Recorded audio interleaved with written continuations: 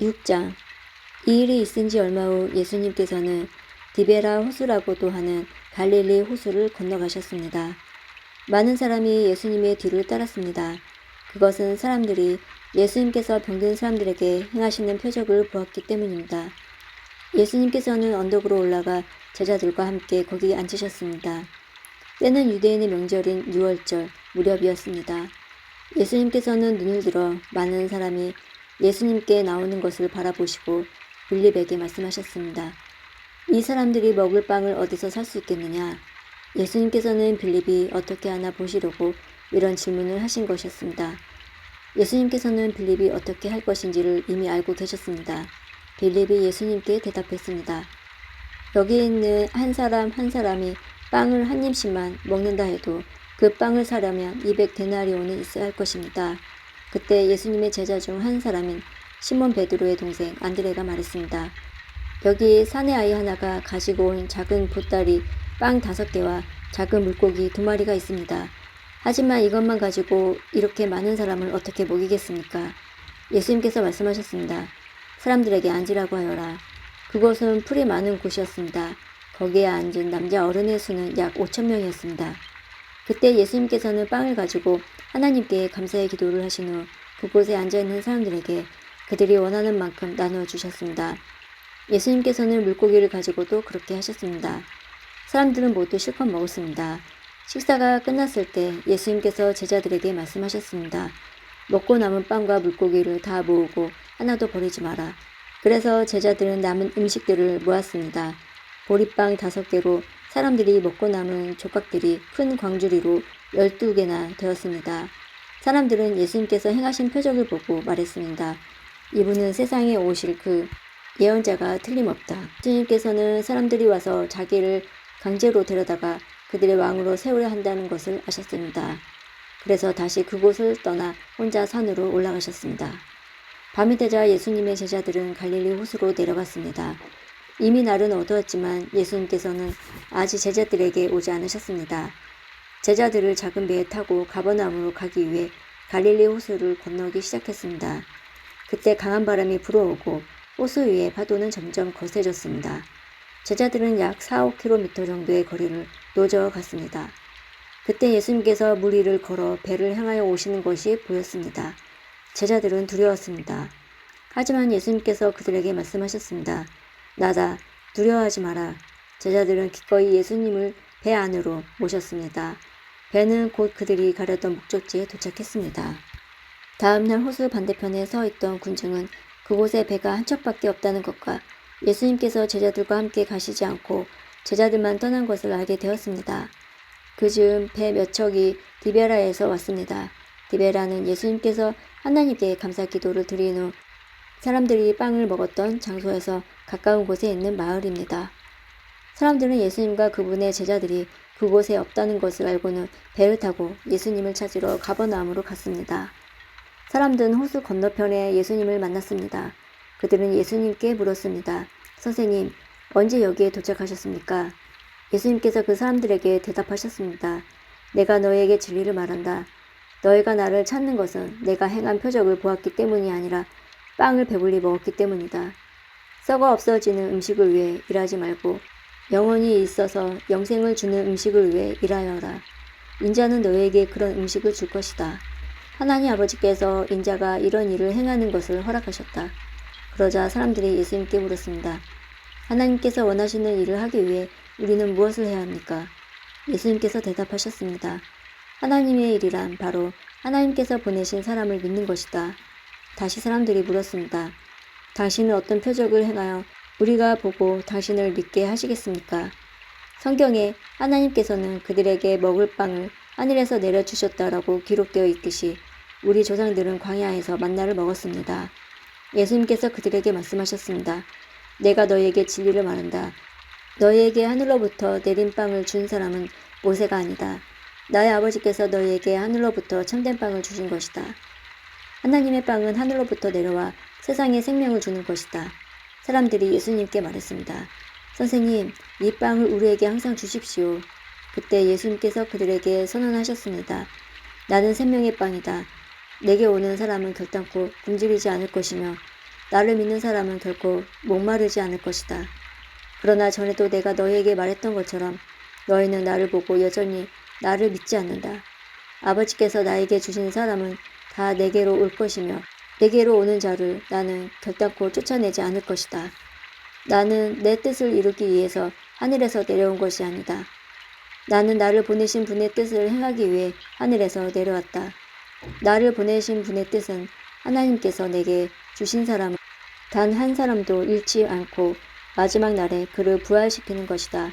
아들을 보고 믿는 사람은 누구나 다 영생을 얻을 것이 내 아버지의 뜻이기 때문이다. 나는 그를 마지막 날에 부활시킬 것이다. 유대인들은 예수님께서 하늘나라에서 내려온 빵이다 라고 말했으므로 예수님에 대해 수군대기 시작했습니다. 그래서 그들은 자기들끼리 이런 말들을 했습니다. 이 사람은 틀림없는 요셉의 아들 예수야. 우리가 그의 아버지와 어머니를 알고 있는데 어떻게 그가 나는 하늘에서 내려왔다라고 말할 수 있지? 그러자 예수님께서 그들에게 대답하셨습니다. 서로 수군대지 마라. 나를 보내신 아버지께서 이끌지 않으면 아무도 내게로 올 수 없다. 나도 마지막 날에 그를 부활시킬 것이다. 예언자들이 책에 그런 글이 있다. 모든 사람이 하나님의 가르침을 받을 것이다. 아버지의 말씀을 듣고 아버지에게서 배우는 사람은 내게로 온다. 하나님으로부터 온 사람 외에는 아버지를 본 사람이 없다. 오직 하나님으로부터 온 그 사람만 아버지를 보았다. 내가 너에게 진리를 말한다. 믿는 사람에게는 영생이 있다. 나는 생명의 빵이다. 너희의 조상들은 광야에서 만나를 먹었지만 죽었다. 하늘에서 내려오는 빵이 여기 있다. 누구든지 이 빵을 먹으면 결코 죽지 않을 것이다. 나는 하늘에서 내려온 생명을 주는 빵이다. 누구든지 이 빵을 먹으면 영원히 살 것이다. 내가 줄 빵은 나의 살이다. 내 살은 세상에 생명을 준다. 그러자 유대인들은 이 사람이 어떻게 자기 몸을 우리에게 먹으라고 줄 수 있겠는가? 라고 말하며 서로 다투기 시작했습니다. 예수님께서 그들에게 말씀하셨습니다. 내가 너희에게 진리를 말한다. 너희가 인자의 살을 먹지 않고 또 그의 피를 마시지 않으면 너희 속에 생명이 없다. 나의 살을 먹고 나의 피를 마시는 사람은 영생을 얻으며 나도 그 사람을 마지막 날에 부활시킬 것이다. 나의 살은 참된 음식이며 나의 피는 참된 음료다. 나의 살을 먹고 나의 피를 마시는 사람은 누구든지 내 안에 있고 나도 그 사람 안에 있다. 살아계신 아버지께서 나를 보내셨고 나 또한 아버지 때문에 살고 있는 것처럼 나를 먹는 그 사람은 나 때문에 살 것이다. 하늘에서 내려온 빵은 너희 조상들이 먹고 죽었던 빵과 같지 않다. 이 빵을 먹는 사람은 영원히 살 것이다. 이 모든 말씀은 예수님께서 가버나움 회당에서 가르치실 때 하신 말씀입니다. 예수님의 제자들 중에 여러 사람이 예수님의 말씀을 듣고 말했습니다. 이 말씀은 어렵다. 누가 알아들을 수 있겠는가? 예수님께서는 제자들이 이 문제로 수군거린다는 것을 아시고 그들에게 이런 말씀을 하셨습니다. 이것이 너에게 장애물이 되느냐? 그렇다면 인자가 전에 있었던 곳으로 올라가는 것을 너희가 보면 어떻겠느냐? 생명을 주시는 분은 성령이시다. 그러므로 사람의 힘은 전혀 쓸모가 없다. 내가 너희에게 할 말은 성령의 말씀이고 생명의 말씀이다. 그러나 너희 중에는 믿지 않는 사람이 있다.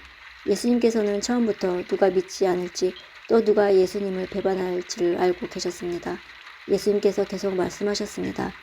그러므로 내가 사람이 내게 오는 것을 아버지께서 허락하지 않으시면 아무도 내게 올 수 없다. 너희에게 말한 이유가 여기에 있다. 예수님께서 이 말씀을 하시자 제자들 중에 많은 사람이 예수님을 떠났습니다. 그들은 더 이상 예수님을 따르지 않았습니다. 그래서 예수님께서 12 제자에게 물으셨습니다. 너희들도 떠나고 싶으냐? 시몬 베드로가 예수님께 대답했습니다. 주님, 주님께 영생의 말씀이 있는데 우리가 누구에게 가겠습니까? 우리는 주님의 하나님의 거룩한 분임을 믿고 알고 있습니다. 예수님께서 제자들에게 대답하셨습니다. 내가 너희 12사람을 선택하지 않았느냐? 그러나 너희 중에 한 사람은 마귀니라. 예수님께서는 가롯 사람 시몬의 아들 유다를 두고 말씀하신 것이었습니다. 유다는 12 제자에 들어있던 사람이었지만 후에 예수님을 배반했습니다. 7장 이 일이 있은 후 예수님께서는 갈릴리 지방을 다니셨습니다. 유대인들이 예수님을 죽이려고 했기 때문에 유대에서 다니기를 원하지 않으셨던 것입니다. 유대인들의 명절인 초막절에 가까웠습니다. 그래서 예수님의 동생들은 예수님께 형님의 제자들도 형님이 행하는 일들을 볼 수 있도록 그곳을 떠나 유대로 가십시오. 누구나 자기가 하는 일이 은밀하게 행해지지 않고 사람들에게 알려지기를 바라는 법입니다. 형님이 이런 일들을 행하고 계시다며 자신을 온 세상에 알리십시오 라고 말했습니다.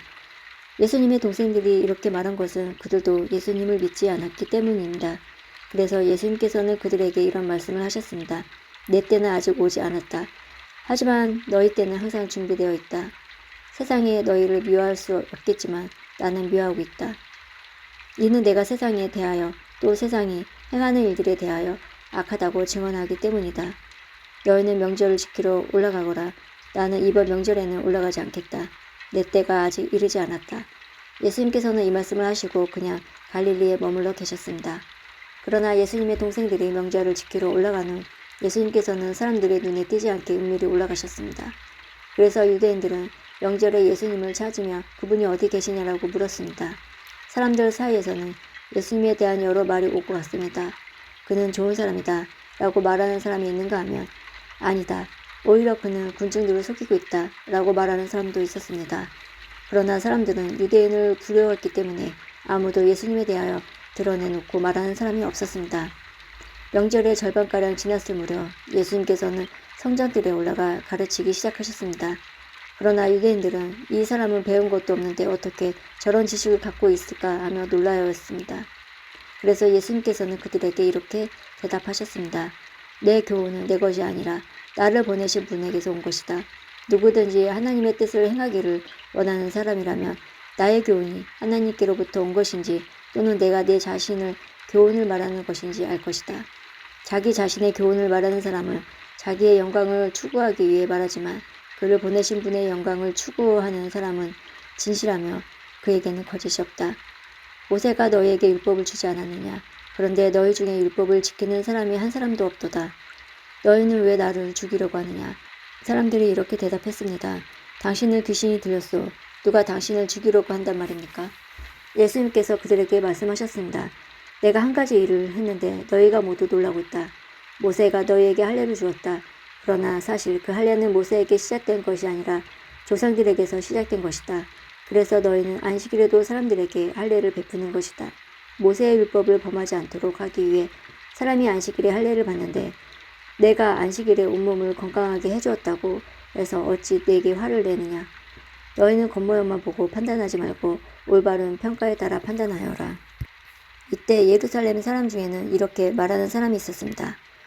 이 사람이 사람들이 죽이려고 하는 바로 그 사람이 아니냐. 보아라.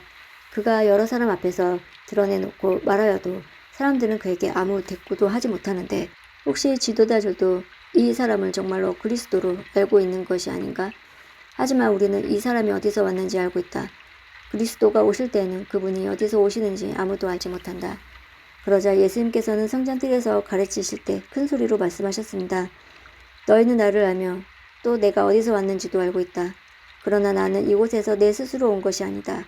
나를 보내신 분은 참되시다. 너희는 그분을 알지 못하지만 나는 그분이 아는 것이 내가 그분에게서 왔고 그분은 나를 보내셨기 때문이다. 이 일 때문에 사람들이 예수님을 붙잡으려고 하였습니다. 하지만 아무도 그분에게 손을 대는 사람은 없었습니다. 이는 아직 그분의 때가 되지 않았기 때문입니다. 그러나 무리 중에 많은 사람이 예수님을 믿었습니다. 그 사람들은 예수님께서 오신다고 해도 과연 그가 행하실 표적들이 이 사람이 한 것보다 더 많겠는가 라고 말했습니다. 사람들이 예수님을 가리켜 이렇게 수군대는 것을 바리새인들이 들었습니다. 그래서 대제사장들과 바리새인들이 예수님을 붙잡으려 성전 경비대를 보냈습니다. 예수님께서는 나는 잠시 동안 너희와 함께 있다가 나를 보내신 분에게 갈 것이다. 너희가 나를 찾을 것이나 찾아내지 못할 것이며 내가 있는 곳에 너희는 올 수도 없다 라고 말씀하셨습니다. 유대인들은 자기들끼리 이런 말을 하였습니다. 이 사람이 어디로 가려고 하기에 우리가 자기를 찾아내지 못할 것이라고 하는가? 그리스의 여러 도시로 가서 그리스 사람을 가르치려고 하는가? 너희는 나를 찾을 것이나 찾아내지 못할 것이며 내가 있는 곳에 너희는 올 수 없다 라고 말한 것은 무슨 뜻인가? 축제가 절정에 달한 명절 마지막 날에 예수님께서 서서 큰 소리로 말씀하셨습니다. 누구든지 목마르거든 내게로 와서 마셔라. 나를 믿는 사람은 성경이 말한 대로 그의 배에서 생수의 강이 흘러나올 것이다.